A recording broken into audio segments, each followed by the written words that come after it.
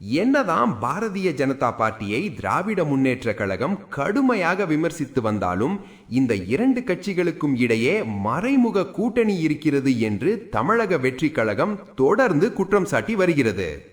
குறிப்பாக தவேக தலைவர் விஜய் பேசும் எல்லா மேடைகளிலும் திமுகவும் பாஜகவும் ஒன்றுதான், இரண்டுக்கும் ஒரே கொள்கை, கள்ள கூட்டணி அமைத்திருக்கிறார்கள் என்று தொடர்ந்து விமர்சித்து வருகிறார். இதே கருத்தை தவேகம் முக்கிய நிர்வாகி ஆதவ் அர்ஜுனாவும் வலியுறுத்தி வருகிறார்.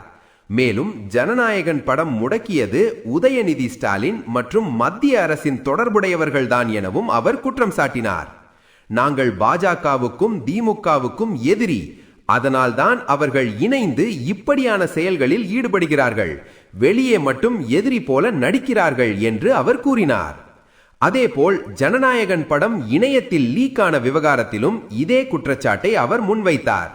இந்நிலையில் இன்று செய்தியாளர்களிடம் பேசிய ஆதவ் அர்ஜுனா, சபரீசன் அமித்ஷா அவர்களின் மகனுடன் தொழில்முறை உறவு வைத்துள்ளார்.